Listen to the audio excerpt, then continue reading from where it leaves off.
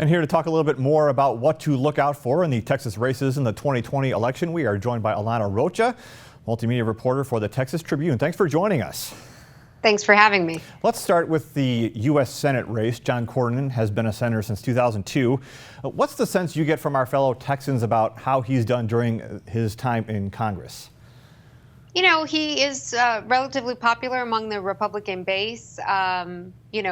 He's not as loathed, if you will, as the junior senator, that being Ted Cruz, who won re-election barely in 2018 and motivated a lot of Democrats to turn out.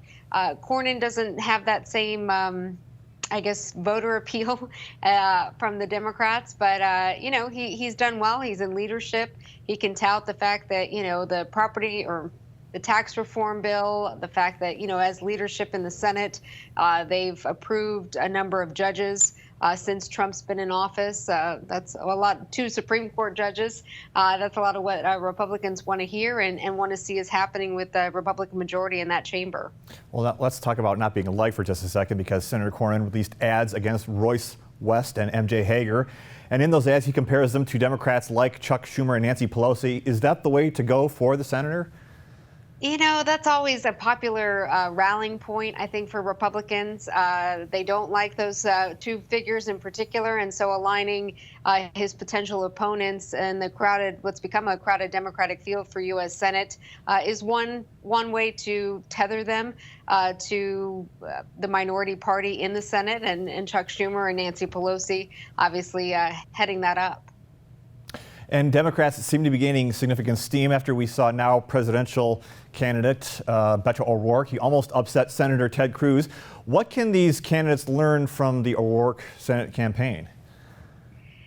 That they need to be everywhere. I think O'Rourke did well, and obviously he touted multiple times of getting to all 254 counties here in Texas, not just the typical ones that maybe lean more left. And now we know after 2018, those are the major cities, as well as some of the suburbs that had typically voted Republican went for O'Rourke. So I think just getting out everywhere, and again, knowing that Cruz is not Cornyn in your opponent, and really motivating people out. But again, with this being a presidential year, which O'Rourke didn't have in his favor as far as turnout goes, they're expecting record turnouts. County officials here are preparing for countywide voting in many places. That's exists in some counties right now, but they're trying to broaden that out ahead of 2020, so you don't go to the wrong polling site and then get discouraged and not end up voting. So, I think that he'll have that on his side, or whoever emerges as the Democratic nominee going up against Cornyn. And you alluded to it a little bit ago that John Cornyn is more liked than Ted Cruz. How much of that do you think will play a factor? Yeah, again, I think it's a different race. It's a different election cycle. And the fact that it's a presidential election cycle will get Democrats turnouts in general are higher during a presidential year. So he'll have that in his favor. But again, he, can attack different things. Cornyn has endorsed many of Trump's policies that aren't favorable or don't bode well in some of the city centers here in Texas. So whoever emerges as the nominee can play that up. I just want to talk for a moment about former Senator Wendy Davis, State Senator Wendy Davis. She's running against Chip Roy, who represents the area north of San Antonio and a significant portion of Austin. Is this a district normally strongly conservative, and could Davis change that? The demographics, again, 2018 showed demographics are changing in the burbs, in between Austin and San Antonio. And so while Lamar Smith, now retired congressman, held the seat, a Republican since 1987 before Chip Roy won this race in 2018, it's been, strongly Republican. But I think given what we saw in 2018, with Roy barely beating his Democratic opponent, Joseph Kopser, by 3 points, I think Wendy Davis and other Democrats, she's not the only one in the primary, saw that and saw an opportunity there.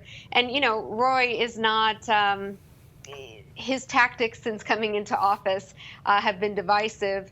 And he's actually thwarted some bills that would benefit Texas. So they eventually passed, but he's used different stall tactics and whatnot to delay those from taking effect. Well, Davis made a name for herself fighting for women's rights back in 2013 during that legislative session. 6 years later, her star power, I would say, has dimmed. What do you believe will be the Davis campaign plan going forward to build momentum? Yeah, well, I mean, she is doing quite well in fundraising so far. I believe in the first 24 hours after announcing her candidacy, she raked in some $250,000, and that's half of what Roy raised in the entire second quarter of this year. So a 3-month span compared to 24 hours, not too shabby. She can talk about what she's done. She's been heading up a nonprofit called Deeds Not Words and has been in the headlines, managed to keep herself in the headlines somewhat in the last 5-6 years. So I think she can just kind of talk about what she'll do and again, contrast her record and her stances with Roy's. A lot to watch for this upcoming election cycle. Always. Thank you so much for being with us. Thank you.